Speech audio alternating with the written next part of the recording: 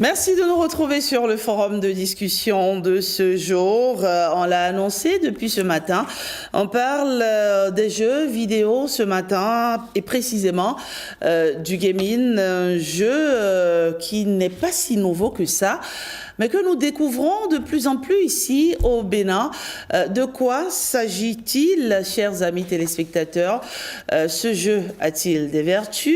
Ce jeu est-il important pour l'éducation? On en parle avec mes invités ce matin. Servant à Rouillon, bonjour. Bonjour. Comment allez-vous? Je vais très bien, et vous? Ça va très bien. Alors, vous êtes associé, partenaire au sein de Nakamakor, une entreprise qui organise des jeux, des événements de jeux vidéo, n'est-ce pas? Effectivement. Merci d'être avec nous sur ce plateau. Abdelkader Martin, bonjour. Bonjour. Vous êtes, vous, coordonnateur Empire Gaming et responsable expérience joueur. C'est bien cela, hein? Exactement. À Gamer Esport. Non. Non? Pas à Gamer Esport, à Empire Gaming. Et je suis aussi un gamer e-sport. D'accord, très bien. Chris Kofi Tomede, bonjour. Bonjour madame. Vous êtes responsable branding et événement gaming, graphiste et event planner. C'est bien ça.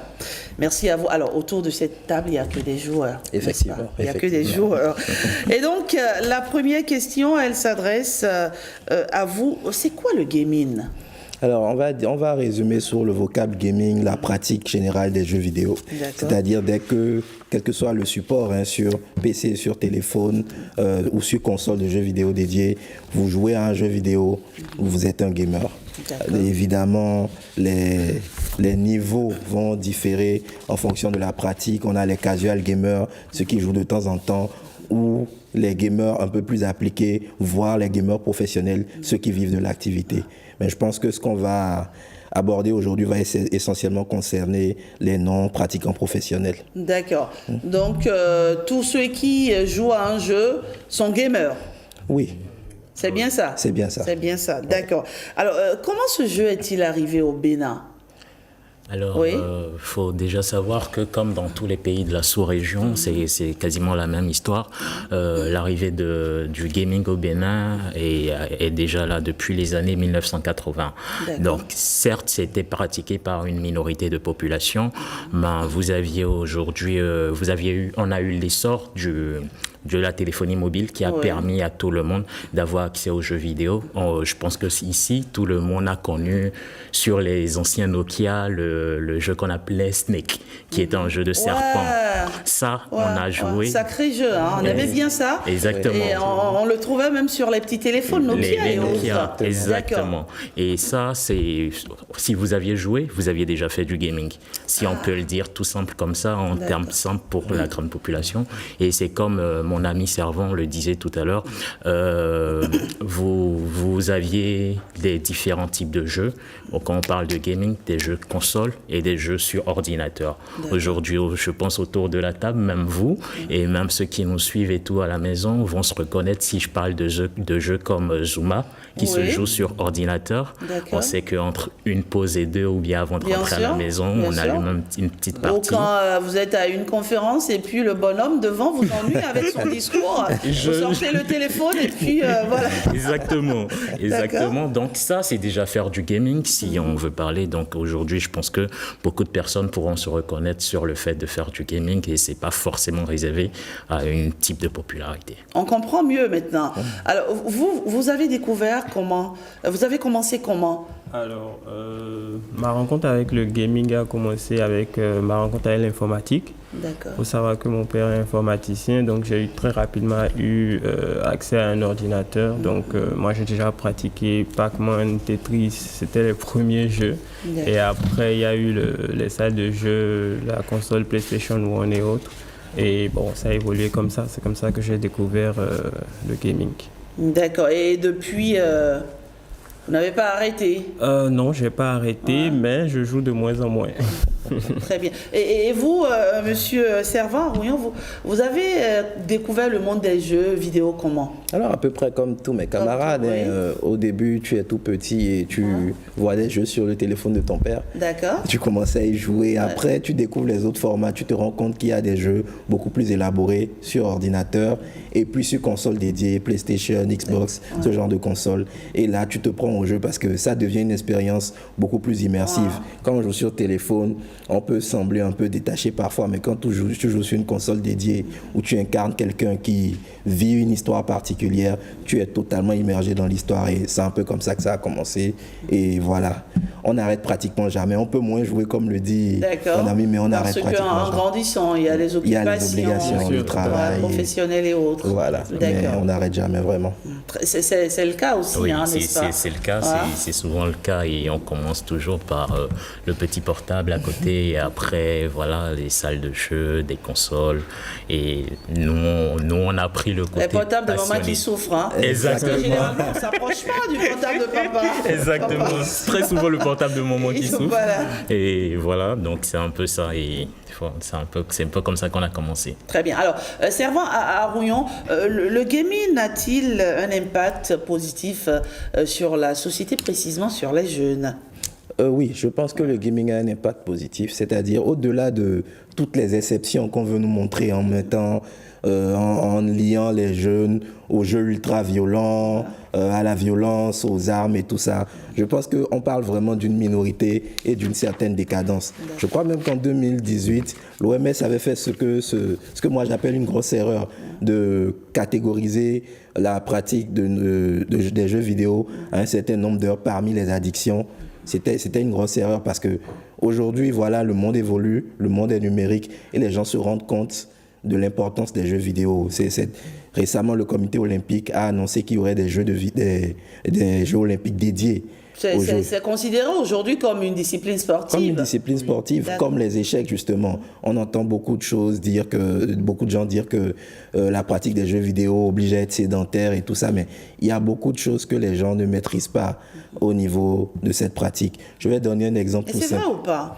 Parce que souvent, on a le sentiment que ceux qui jouent beaucoup s'isolent pratiquement du monde. Ils s'enferment, ils sont comme dans une sorte de bulle. Ce n'est pas vrai. Je pense que pour toute personne qui vise l'excellence, il faut au moins s'isoler et travailler sur ce qu'on aime faire.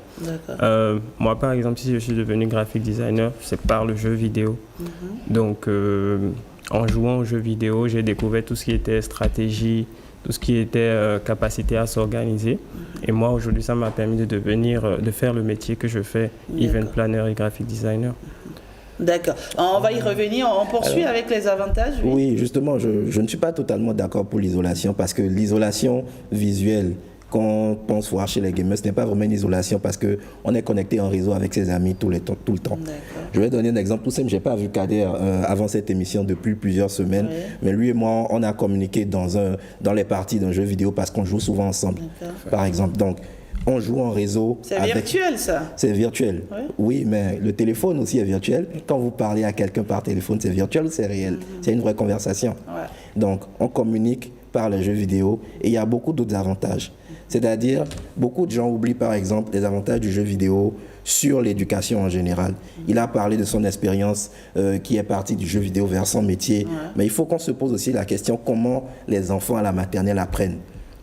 Ils apprennent par le jeu, ils apprennent en jouant. Et les jeux vidéo, pour moi, sont la forme la plus élaborée de jeu. Parce que tu permets à quelqu'un de travailler son autonomie, de se retrouver seul. Pas totalement seul, mais face à une situation nouvelle. On n'allait pas comparer les jeux à la maternelle avec les jeux vidéo, non? Je pense sincèrement qu'il y a des activités en maternelle qui pourraient être plus productives si elles étaient données en impliquant les jeux vidéo. Et je le dis alors que ma mère est directrice d'école maternelle et j'ai vraiment eu le temps d'observer le fonctionnement des écoles maternelles. Il y a beaucoup de choses qu'un enfant apprend beaucoup plus facilement dans un jeu, avec un jeu vidéo comme maternel. Bien sûr. D'accord. Abdelkader, d'autres avantages Oui, il y a d'autres avantages. Moi, je veux parler du côté financier, par exemple, parce que jusqu'en 2023, en France, il faut reconnaître que le secteur du jeu vidéo, tout simplement, a rapporté plus de 6,3 milliards d'euros en France, d'accord, qui est un secteur, quand on parle de jeux vidéo, c'est tout un écosystème. Aujourd'hui, on a souvent l'idée arrêtée de penser que les parents voient le jeu vidéo en négatif, parce qu'ils se disent c'est juste deux jeunes qui sont assis, ou un seul jeune qui est assis devant la télé du matin au soir à jouer. Mais les jeux vidéo, c'est pas que ça, c'est un écosystème, c'est aujourd'hui un créateur de jeux vidéo, le concepteur, nous avons le programmeur, nous avons le designer graphique, nous avons aujourd'hui le casteur, nous avons le joueur compétitif qui participe à des compétitions dont j'ai eu la chance de participer à des compétitions et grâce à une association à laquelle je fais partie. Et vous aviez aujourd'hui tout un écosystème qui est mis en place dans certains pays, même en Afrique, des pays développés, où ça rapporte aujourd'hui. Donc c'est aussi dans cette bataille. Ça apporte beaucoup de revenus. Exactement, ça apporte beaucoup de revenus. Donc c'est vraiment des intérêts, que ce soit du côté ludique, que ce soit du côté cognitif, où en jouant, on stimule la mémoire, on a plusieurs avantages et tout, on acquiert des compétences comme l'organisation, il l'a souligné très bien, mais je dirais même des compétences. La créativité aussi, non ? La créativité, oui, l'esprit d'équipe, qui sont aujourd'hui des compétences dont vous aviez besoin forcément aussi dans la vie professionnelle quand vous travaillez. Et ça, on l'acquiert déjà depuis tout petit en jouant à des jeux. Il y a vraiment des jeux spécifiques auxquels on peut jouer pour acquérir chaque expérience. Alors, j'entends ce que vous dites sur ce plateau, mais il n'y a qu'aujourd'hui aussi, il y a des centres de jeux, je ne sais pas si c'est l'appellation, des centres de jeux parfois qui sont installés à côté des écoles. Et ça déconcentre les enfants parce que, je vous le dis, moi, paix à son âme, mon fils défunt a failli, n'est-ce pas, se faire prendre dans cet engrenage parce que il y avait une bande d'amis à l'école qui parfois, quand ils sortent de l'école, à midi par exemple, au lieu d'aller très vite à la maison, trouvaient le moyen rapidement d'aller dans un centre de jeu, c'était juste à côté de l'école, jouer. Alors, conséquence, qu'est-ce que ça a créé comme conséquence ? Il y avait des petits vols à la maison. Alors, on est tous passés par là. Je ne parle pas du vol, mais aller dans une salle de jeu alors que... mais ça, c'est pas bien, par exemple, non ? C'est aussi une question d'éducation. Qu'est-ce que papa et maman me disaient à la maison par rapport au jeu ? Tu as ton jeu à la maison, quand tu sors de l'école, il faut que tu rentres. Et ça, c'est propre à chaque enfant, en fait. Si mon père me conseille de rentrer chez moi après l'école et que je désobéis, j'ai désobéi comme à un moment où je suis allé jouer au baby-foot ou si je suis allé au terrain de sport faire le foot. C'est la même chose. C'est la même chose. Et si on va mettre en avant le fait que les jeux vidéo sont additifs, je suis d'accord, mais ils sont additifs autant que d'autres jeux pour enfants. C'est la même chose. D'accord. En fait. Alors, vous parlez, cher Kofi Tomédé, vous parlez d'avoir un jeu à la maison. Mais ça, c'est quand on a les moyens. Quand on n'a pas les moyens d'avoir ça, et votre enfant, il va à l'école, il découvre d'autres camarades, n'est-ce pas, qui s'adonnent à ce type de jeu. Et donc, par suivisme, il commence par y aller. Alors, Monsieur Aouyon. Je ne suis pas totalement d'accord avec ça, peut-être parce que j'ai une expérience différente. D'accord. J'ai parlé tout à l'heure du téléphone de mon père. Oui, j'étais l'un des rares à qui son père permettait de jouer avec son téléphone. Ils ne sont pas nombreux. Il y en a, mais ils ne sont pas nombreux. Voilà. Ouais. Mais justement, quand mon père a compris que ma grande sœur et moi, on aimait beaucoup ce genre de choses, il nous a acheté l'une des premières Game Boy de l'époque. D'accord. Une console, à l'époque, c'était quand même un peu rare et tout. Mon père était enseignant, on ne va pas dire qu'on était nantis. Donc, je pense qu'il y a aussi une responsabilité des parents d'accepter, d'accompagner les loisirs que leurs enfants souhaitent. Parce que, à la fois, j'ai eu beaucoup de phases. J'ai été très addict de lecture. Mon père m'achetait des livres. J'aime les jeux vidéo. Mon père m'achetait des jeux vidéo. Donc, en fonction des centres d'intérêt de votre enfant. Parce que je doute que si l'enfant s'enfuyait pour aller à la bibliothèque et lire, il y aurait autant de problèmes. En réalité, c'est une question d'image que les jeux vidéo, d'image négative que les jeux vidéo ont eu, qui ont été liés. On ne devrait pas ? On ne devrait pas. Les jeux vidéo ont été injustement liés au petit banditisme. Jusque-là, je ne comprends pas pourquoi. Enfin, je comprends, mais je n'accepte pas parce que les parents, à un niveau, centrent toute la vie des enfants autour de l'école, ce qui n'est pas normal. En réalité, un enfant n'est pas né pour étudier dans ses 15 premières années. Il a aussi le droit d'avoir des loisirs. Et s'il aime les jeux vidéo, un parent doit pouvoir l'accepter et le mettre dans les meilleures conditions pour une pratique saine. Je ne dis pas que la pratique malsaine n'existe pas, mais la pratique saine existe. Parce que moi, je connais beaucoup d'amis, justement, qui, même s'ils n'ont pas eu accès aux jeux vidéo à la maison, tu as toujours un ami, un cousin, et tu dis à tes parents, je vais là-bas pour qu'on fasse telle chose. Tant qu'il est informé, il n'y a pas de problème. Donc, je pense que les vols et ce genre de choses, en réalité, ce sont des épiphénomènes, et je pense sincèrement que ce sont des cas vraiment marginaux. Que logiquement, en toute honnêteté, est-ce qu'on devrait installer des centres de jeux autour des écoles? De vous à moi. Est-ce qu'on devrait installer des terrains de foot autour des écoles? Bah, c'est pas la même chose. Est-ce qu'on devrait installer des C'est pas la même chose, monsieur Aouyon. Si, c'est pratiquement la même chose. Pourquoi le foot et pas les jeux vidéo? C'est une question qu'il faut qu'on se pose. C'est toujours ça, en fait. Je pense que dans les années 80, 90, il y a vraiment eu une fixette d'une génération qui sont aujourd'hui des parents sur les côtés néfastes du jeu vidéo. Et je pense qu'il y a beaucoup plus... Mais vous le dites si bien sûr, les côtés néfastes. C'est qu'il y a des côtés néfastes. Il y a des côtés néfastes dans tout. Par exemple, on reproche aux jeux vidéo le fait que les joueurs passent beaucoup de temps assis. Est-ce que quelqu'un se demande combien de temps les joueurs d'échecs ou de belote, par exemple, passent assis? Au-delà de ça, il y a aussi des images d'une extrême violence qu'on voit dans les jeux vidéo. Oui, mais non, il y en a pas mal. Il y a ce qu'on appelle... Ce que vous oubliez, monsieur Aouyon, c'est que c'est vrai que c'est le monde virtuel, mais on n'a pas tous la même sensibilité. Et justement, c'est pour ça que les jeux il y a des enfants qui ont tendance à franchir la limite du virtuel et qui veulent reproduire ce qu'ils voient à travers les jeux vidéo. Mais justement, il y a ce qu'on appelle l'indice PEGI au niveau des jeux vidéo. D'accord. Ce qui fait qu'il y a des jeux vidéo qui sont indexés pour les enfants de 7, 8, 9, 10, voire il y a des limites jusqu'à 16, 18 ans. Il y a même des jeux qui sont interdits au moins de 21 ans. C'est la responsabilité du parent de s'assurer. De contrôler tout ça. Voilà, de contrôler tout ça. C'est une histoire d'accompagnement. Oui. Voilà. Et pour revenir par rapport, vous aviez dit, nous on les appelle des salles de jeu. Le terme communément, c'est des salles de jeu dans les quartiers. Il y en a dans tous les quartiers. D'accord. Nous, on est passé par là. Mais ça n'a pas fait de nous des voleurs. Oui, mais ça c'est vous. Non, ça c'est vous. Malheureusement, non, je suis sérieuse. Oui, parce que ce dont je parle ce matin, Abdelkader, je l'ai vécu. Bien sûr, et je comprends. J'ai des parents qui l'ont vécu avec leurs enfants.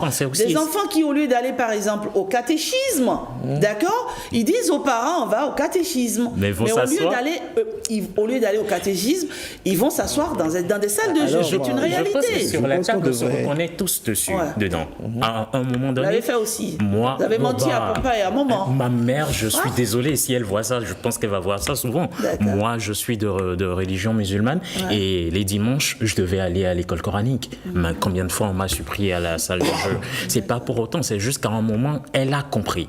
Mon enfant, oui, est vraiment attiré par ce truc. Quelle est la solution qu'il faut faire? On va parler. Je veux que tu ailles à l'école, que tu te concentres et tout. Je te donnerai ton temps. Les samedis, tu veux pas faire les études, tu veux aller jouer. Il n'y a pas de souci. On n'a pas autant de moyens au départ, mais je te mets à disposition tel montant. Vas-y. D'accord. Elle a essayé de rencontrer celui qui détient la salle de jeu. Il venait à la maison, il mangeait chez nous. Donc, elle a créé un cocon où je ne me retrouvais pas forcément avec des inconnus. J'avais des gens qui pouvaient me parler au dehors et s'incruster dans mon éducation. C'est-à-dire, si je me comportais mal, ils pouvaient me réprimander parce qu'ils connaissaient déjà mes parents. Donc, c'était un suivi. Comme après, la bibliothèque. Elle vous a pas jugé, elle vous a accompagné. Au début si, parce que c'est compliqué. Mais après, elle s'est rendue compte que... Après, elle s'est rendue compte que soit c'est ça, soit à un moment, elle perdait son enfant. Voilà, je perds un lien avec mon enfant. C'est exactement ça. Ce n'est qu'un loisir comme un autre. Donc, c'est la posture. C'est la posture donc qu'il faut avoir en tant que parent. C'est ça. Ouais. Comme dans tous les défis, comme dans tous les trucs, comme on parle et on a parlé d'addiction, mais l'addiction aujourd'hui, l'OMS, effectivement, Servan le disait en 2018, a déclaré que le jeu avait un problème d'addiction et était une maladie à part entière. Mais il y a plein d'études qui ont démontré après que c'était des bêtises, parce qu'aujourd'hui l'addiction c'est partout aujourd'hui. On dit on fait de l'addiction au sport, mais est-ce que le sport est mauvais pour la santé? Non, pas forcément. C'est la même chose aujourd'hui par rapport aux jeux vidéo. Encore que les jeux vidéo aujourd'hui, l'e-sport, on dit l'e-sport parce que c'est codifié. Donc, vous aviez, comme l'a dit Servan, des normes, des réglementations comme PEGI, le Pan-European Game Information, qui met des restrictions par rapport aux âges. Vous aviez des jeux qui sont destinés aux enfants de 4 ans, des jeux qui sont destinés aux enfants de 16 ans, des jeux qui sont destinés entre les enfants de 16 et de 18. Donc ça aussi, c'est un accompagnement, c'est un suivi que les parents doivent aussi faire, comme dans tous les domaines. On le dit aussi, les écrans, c'est pas bon pour, est-ce qu'en 2025, dans un monde numérique, oui, on dit va pas se non, poser la question comme ça? On dit pas non. La question, j'en viens. À quelle fréquence on doit jouer, par exemple, si vous devrez vous lancer dans cet exercice? Qu'est-ce que vous direz, par exemple, pour un jeune, pour un ado, à quelle fréquence? Aujourd'hui, il n'y a pas moi, j'ai cherché, il n'y a pas de règle il n'y a pas d'étude qui a été déterminée pour savoir combien d'heures on peut passer à jouer, comme combien d'heures on peut passer derrière l'écran. Alors, quelle est la limite à ne pas franchir pour éviter de tomber dans l'addiction? En fait, tout dépend de ce que vous voulez être quand vous êtes un gamer. Il y a un objectif par derrière? Il y a ceux qui veulent être professionnels. Ah, d'accord. Les sportifs et les gamers occasionnels. Okay. Donc, moi, gamer occasionnel, je vais peut-être passer 1 à 2 heures devant un jeu. Mais un e-sportif, il peut faire des heures interminables parce qu'il a un objectif à atteindre, il a des résultats qu'il veut atteindre. Donc, pendant que son challenger est en train de faire 11 heures, s'il veut être meilleur que lui, il doit faire 12-13 heures. Très bien. Donc, c'est un peu ça. D'accord. Et pour compléter, ça ne conduit pas forcément à une addiction parce qu'un e-sportif, c'est quelqu'un qui fait de sa vie, par exemple, le jeu vidéo. Donc, il est dedans, il baigne dedans. Et dans certains pays, un e-sportif gagne de l'argent grâce aux jeux vidéo en participant à des compétitions. Et vous? Oui. Vous avez déjà pris part à des compétitions? Bien sûr. Qui vous ont rapporté gros? Bien sûr. Qui nous ont rapporté actuellement en Afrique. Non, pas en équipe, individuellement. Grâce à mon association dont je fais partie, nous avions participé à des compétitions, que ce soit en Côte d'Ivoire, en 2018, où on a fini 4e. Récemment, à Lomé et au Mali, où on a fini 1er. Dans différents styles de jeu. Donc, c'est des compétitions où, à la fin, tu gagnes quand même un truc. Donc, si tu veux exceller, tu es obligé aussi d'avoir une pratique saine qui est derrière et qui te permet d'avoir des niveaux adéquats pour pouvoir challenger les autres compétiteurs. D'accord. Et vous avez aussi pris part déjà à des compétitions? Non. Je suis plus dans la planification et l'organisation. Servan? J'ai fait de la compétition, mais il y a très longtemps. Après, je me suis orienté vers l'organisation d'événements aussi. D'accord. Et je pense sincèrement que cette question d'heures de pratique de jeux vidéo, c'est vraiment, au niveau des enfants, je pense que c'est aux parents de réguler. C'est-à-dire, comme les enfants qui aiment la natation, on ne te permet pas d'aller à la piscine tous les jours le nombre d'heures que tu veux. Il faut vraiment discuter avec son enfant et aussi en tant qu'adulte, voir combien de temps peuvent permettre une pratique saine. Moi, par exemple, là tout de suite, je ne laisserai pas un enfant de 6 ans plus de 2 heures d'affilée devant sa console. Là où un enfant de 15 ans, je pourrais peut-être le laisser 3 ou 4 heures. Mais en m'assurant que derrière, il ait quand même de la sociabilité, qu'il sorte pour rencontrer des gens, qu'il ait d'autres activités. Mais je n'arrêterai pas, je ne l'empêcherai pas de jouer aux jeux vidéo. Ce qui est la mauvaise pratique, je pense. Il faut que les parents adoptent une certaine ouverture et essaient de comprendre. Parce que derrière, je trouve que c'est un peu hypocrite quand derrière, tu te rends compte, en surveillant tes parents, qu'eux aussi sont addicts à certains jeux sur leur téléphone. téléphone. En regardant bien vos parents. Mais eux, ils sont adultes. Voilà. Ils sont pas enfants. Voilà, justement. Ils savent les limites à ne pas franchir, Ah bon, à ne pas dépasser. je ne pense pas. J'ai déjà vu des parents à 3h du matin se réveiller, prendre leur téléphone et en train de, comment on appelle, de jouer à un jeu sur leur téléphone. Après, ils se rendent compte, ah mais si les 4 heures, j'aurais dû m'endormir. D'accord, Ça arrive à tout le monde. Ça permet de réfléchir. Quand vous avez une facture à payer et puis c'est compliqué, vous avez le loyer, le propriétaire qui toque à la porte, vous n'avez pas, vous vous levez au petit matin et puis voilà, vous cherchez l'inspiration, vous cherchez... Pardon ? Vous avez envie de vous changer les idées. Voilà, changer les idées. Les enfants aussi ont besoin de s'évader. Les enfants aussi ont besoin de s'évader. Et vous, quels sont vos jeux préférés Actuellement, parce que ça change beaucoup, mais je suis très orienté vers les jeux de sport. Je dirais UFC, qui est un jeu de sport de combat, UFC 5. D'accord. NBA 2K. Là où, voilà. Oui, voilà, exactement. Ce que les parents n'aiment pas, là. Ça encore, c'est une autre discussion. NBA 2K, jeu de basket, et on va dire Tekken, jeu de combat aussi. D'accord. Et vous Moi, je suis spécialisé dans tout ce qui est jeu de sport, de foot. Donc, plus PES. Vous savez jouer au foot, mais de façon virtuelle. De façon virtuelle. Aussi de façon réelle, il joue aussi de façon réelle. Ça aide. Bah, ça, forcément. Ça aide beaucoup. La réalité aide aussi dans le virtuel. Ouais. Déjà, je suis passionné de foot. J'aime bien ça. Et vous, quels sont vos jeux Plus des jeux de stratégie. Je suis plus dans les jeux de stratégie, de construction, Pharaon, Advance Wars. C'est des vieux jeux. Ça demande... Non, pas vieux. Pas vieux, mais ça demande beaucoup de réflexion. Hein. Ouais, beaucoup. La concentration... Si. Ouais. Si. Bon, ça me permet de jouer aussi mieux aux échecs que d'autres personnes, voilà. Et ça, c'est vraiment, il dit quelque chose de très intéressant. C'est les jeux vidéo donnent aujourd'hui accès, permettent à certaines personnes qui ne peuvent pas avoir un sport réel, d'avoir accès à ce sport de manière virtuelle. Il y a des jeux de simulation de foot, de cyclisme, de basket et de beaucoup d'autres choses. Donc, je pense que c'est aussi un autre aspect de la chose qu'on ne voit pas. Parfois, les joueurs de foot professionnels jouent à des jeux comme Football Manager pour comprendre, j'ai joué à Football Manager pour comprendre certains autres aspects de leur sport. Donc, l'effet pédagogique des jeux vidéo ne s'arrête même pas au niveau des enfants. Il va jusqu'aux adultes. D'accord. Merci. C'est un débat, en tout cas, très intéressant parce qu'on a des sachants, on va dire, sur le plateau. Adèle Chani, qui a checké un peu nos différentes plateformes pour recueillir les différents avis de nos internautes qui ont répondu à la question suivante. Quelles influences les jeux vidéo peuvent-ils avoir sur l'éducation? Adèle Chani, bonjour. Bonjour à vous, Rachidat. Alors, le sujet de ce jour très intéressant. Très intéressant, d'accord. On sent que vous êtes, on dit une gamer. Une gamer, c'est ça? Alors, une gameuse, d'accord.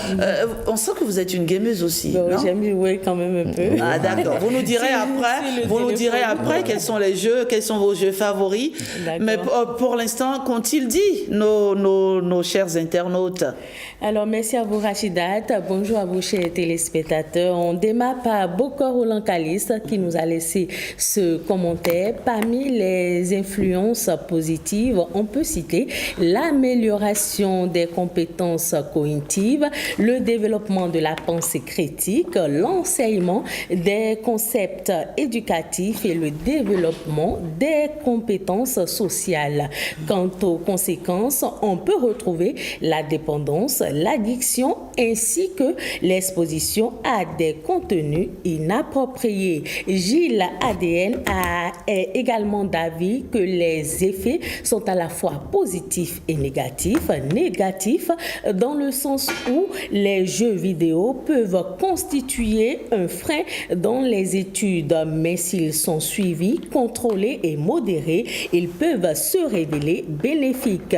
Selon Aimé Nda, le football est devenu le sport le plus suivi au monde, pas seulement à cause des diffusions des matchs sur les chaînes de télévision, des jeux vidéo comme Wii et FIFA et d'autres, autres ont participé à la popularisation de ce sport. Ainsi, lorsqu'un enfant se livre à ce jeu, il trouve inévitablement un modèle, ce qui est déjà important pour son avenir. Pour féliciter Gezo Jazz, son jeu favori est Manor Café. Il affirme que ce jeu lui offre l'opportunité d'approfondir ses connaissances en matière de décoration, notamment sur l'harmonisation des couleurs pour créer un superbe rendu. Octave Panon, pour finir, affirme qu'il existe des jeux qui favorisent le développement de l'intelligence chez les enfants. Il cite en exemple les jeux de calcul, mais il souligne également qu'il existe des jeux qui rendent l'enfant paresseux et violent. Les jeux de GTA où l'enfant n'ayant pas encore 10 ans tire avec des armes à feu, fait sauter des immeubles et utilise des couteaux. Il faut s'attendre à ce qu'il devienne agité et violent à l'école et parfois même, il peut essayer de lever le couteau sur ses frères à la maison. Voilà, merci Nadège Sani. On voit bien que les avis des internautes sont pas aussi différents de ceux de nos invités ce matin. Exactement. Quel est votre jeu favori, vous, Nadège, dites-moi? Les jeux de construction. Les jeux de construction. Oui.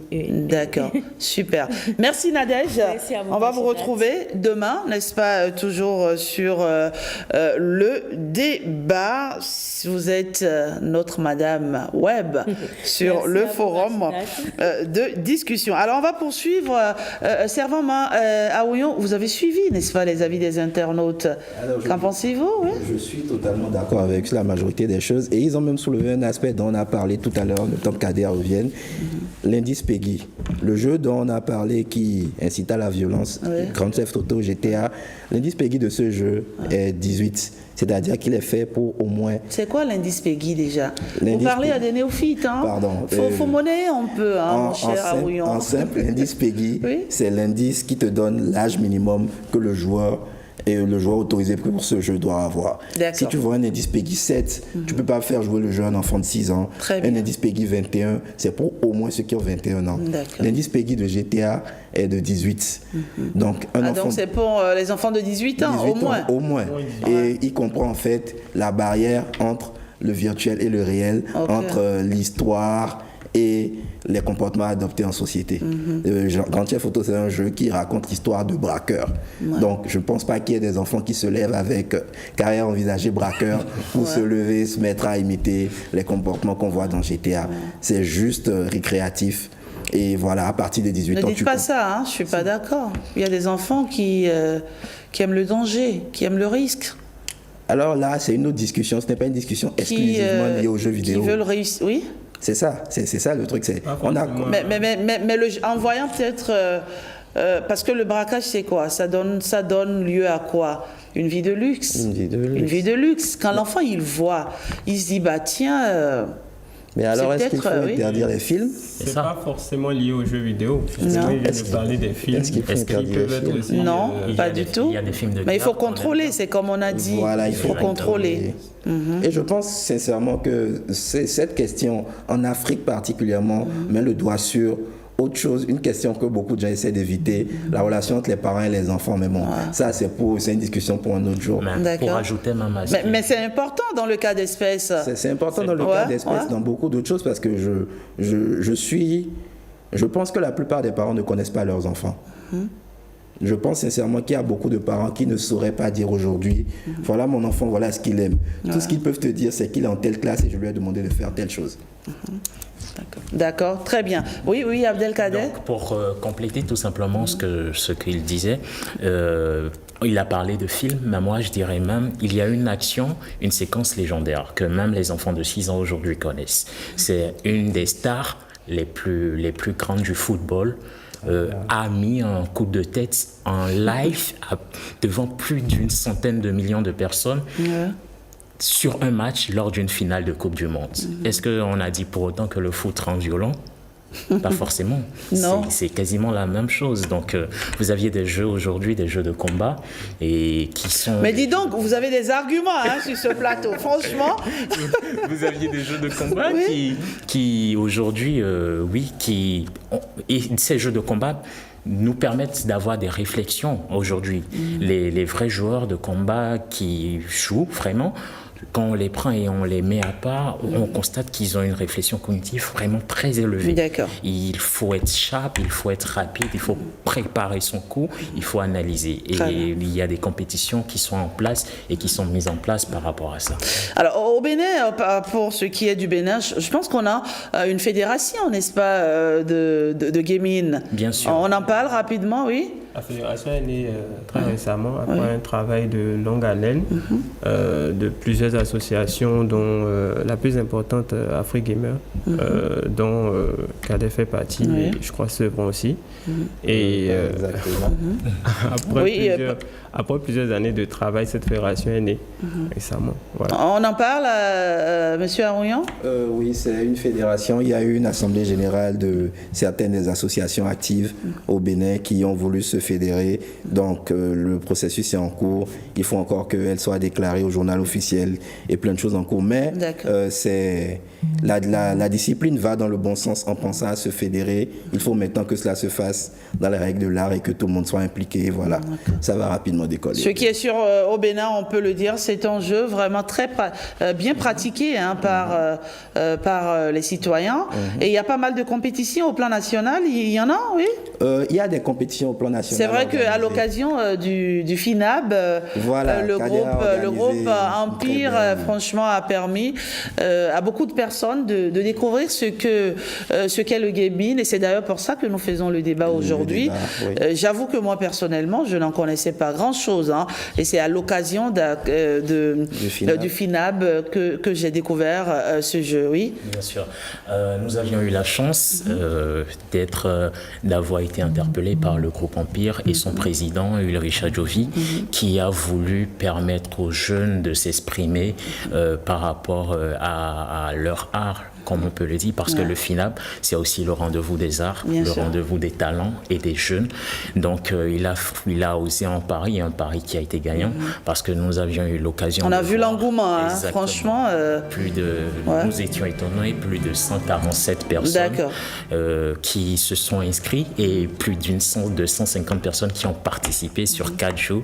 Et en finale, une apothéose. Merci, Abdelkader Martin, coordonnateur Empire Gaming et responsable. Merci pour franchement le débat de qualité de ce matin. Merci également à vous, Christ-Kofi Témédé. Vous êtes Tomédé, vous êtes responsable branding et événements Gaming. Merci à vous aussi, Servant Arouillon, associé partenaire au sein de Nakama Core. Ce fut un débat très instructif. Alors finalement, on va dire, le gaming, c'est un jeu éducatif. C'est éducatif. Mais à contrôler de très près. Il faut que les parents s'y intéressent. Il faut que les parents s'y intéressent. Voilà. Merci à vous, messieurs. C'est fini pour 5-7 matin de ce jour. On se retrouve demain, vendredi 7 mars 2025, pour un vendredi de la culture comme vous l'aimez.